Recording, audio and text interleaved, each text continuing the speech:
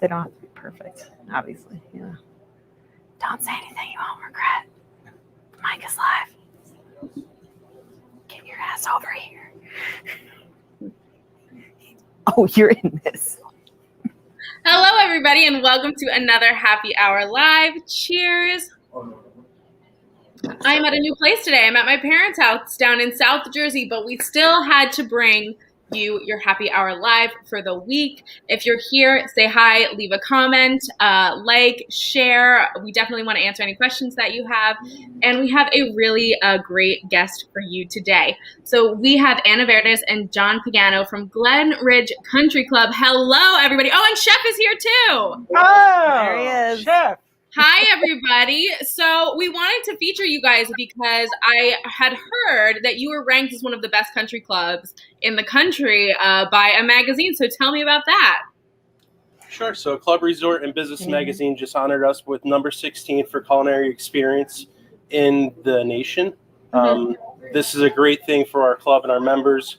Over the past 6 years, we've really amped up our culinary program and our beverage program, which just kind of parlays into Anna and John have been creating these cocktails daily, and to pair up with the great cuisine coming from our staff in the kitchen, it's been a really good experience. Yeah, I'm so glad to hear it, and I'm so glad to see that New Jersey is being recognized in this way. And, you know, again, today is going to be great because people can get a peek into your wonderful beverage program. So, Anna, what is the first cocktail that we're going to make? So the first one we're doing the cocktails from our last beverage menu in case folks want to be able to make them at home, since I'm going to be actually switching it up very soon. So our first one is the So Long Summer. So with that, we've got Reposado tequila, which I prefer in a cocktail a lot of times because it rounds out the flavor a little bit. It's not as harsh as a Blanco tequila, although Blanco tequila has its place. We've also got Coqui Americano, which you can also use something like Lillet Blanc. It's an Italian aperitivo. And then one of my favorites, Green Chartreuse, which is a French herbal liqueur. And it's one of the oldest liqueurs. It's been around since the 1600s. So, and it's delicious. So John's going to put that together. Thank you, John. This seems nice and boozy. I like that. Oh, yeah. Yeah, we're a big fan of booze. Yeah. We're a big fan of booze. Requisite as a bar manager. Yes, hardest job in the world that we've got here. And that's So Long That's Summer. a So Long Summer. Oh, So, wow, that's so perfect. I love how simple it is. And why did you name it So Long Summer? Is it like that perfect transition cocktail into the colder yeah, months? exactly, because it's kind of, we were going into our winter season, and, you know, tequila is kind of thought of as a summer drink, so I wanted to at least have a little hint of summer still in the winter. Yeah, definitely. I love it so much. And again, I love that you guys are mixing up your cocktails all the time, every season. So you can always go and have a new drink, basically. Yes. Yeah, absolutely. We always try to keep it pretty modern. Let's move on to the next cocktail. So what are you going to make for us next? So next we've got the Friuli Fashioned. So with this one, we're going to stir it actually, instead of shaking it. And this has got rye, which gives it a nice kind of herbal, kind of nice spice to it. And we've also got Amaro Nonino, which is one of my favorites. It's an Italian Amaro, but it's a nice intro to Italian Amaros. It's got some nice warm tones to it. It's not super harsh like an Averna or anything like that. And it's from Northern Italy, which my family happens to be from. So that's a little extra for me. And then orange bitters as well as Angostura bitters. Nice. So this is a very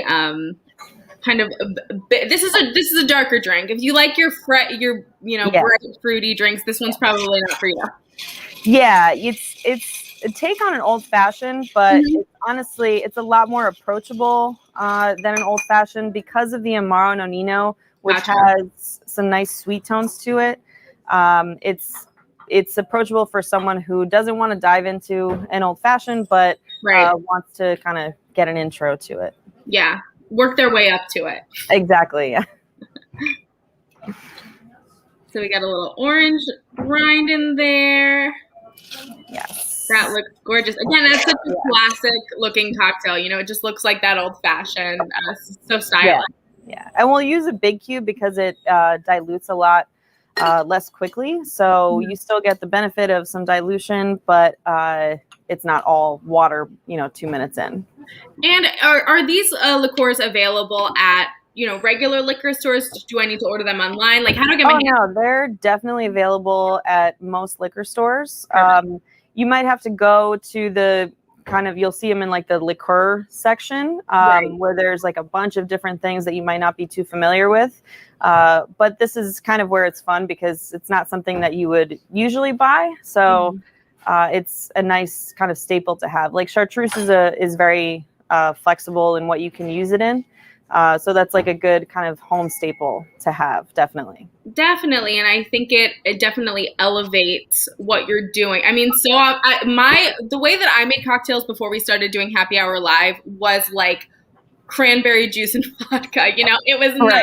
I wasn't trying to think about the subtleties of liqueurs, but now they bring so much to a cocktail, and that's definitely how you're going to go beyond that, disgusting, I drank this in college cocktail to this is an elegant cocktail that I can feel happy serving my adult guests. Yes, absolutely. Or if you just want to be at home, with a nice book or show, it makes you feel a little bit more sophisticated. All about that, for sure. Okay, so what is the next cocktail that you're going to make for us? So next we've got, this is actually one of my favorites, the British Basil Spritz. Ooh. So this one we've got Brockman's, which is Brockman's gin, which is, again, it's more of an approachable gin. It's infused with juniper, which gin typically is, but it also has, it's infused with berries also, and it's a little bit lower alcohol per volume. So it's a little bit more approachable.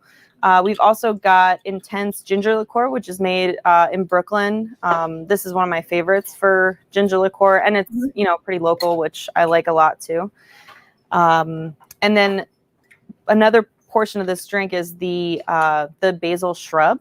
So that's getting a little bit more, if you're kind of into experimenting a little bit. A shrub is a combination of a fruit or an herb, sugar and vinegar. So a neutral vinegar.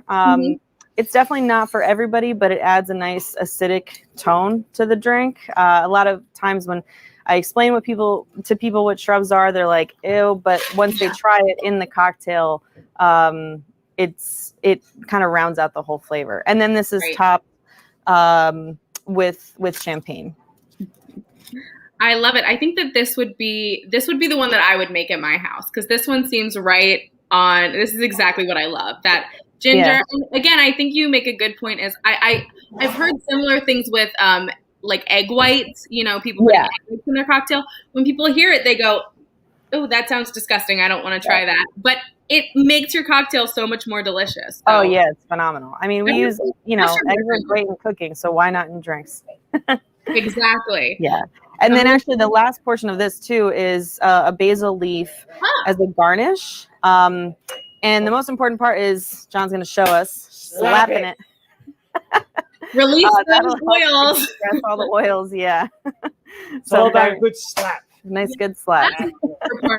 Any type of basil or mint. It's just getting out my frustration.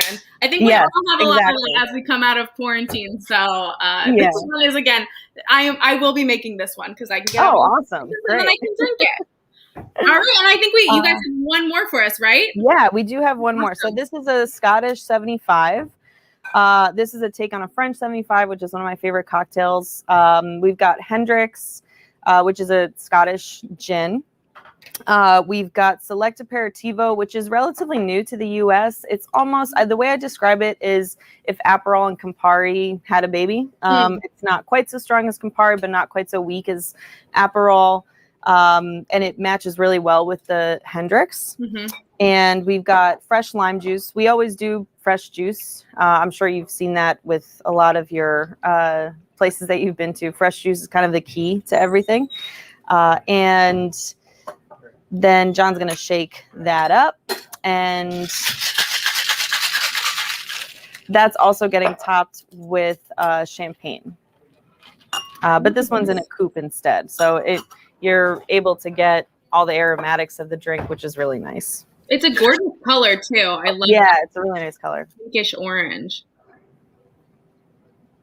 And again, I'm always pro putting champagne in your drink because it adds that bubble. It makes you feel so fancy. Oh yeah, champagne's. I could have it for breakfast. It's great. Goes good with cereal. Problem, but same. Champagne and cereal, excellent.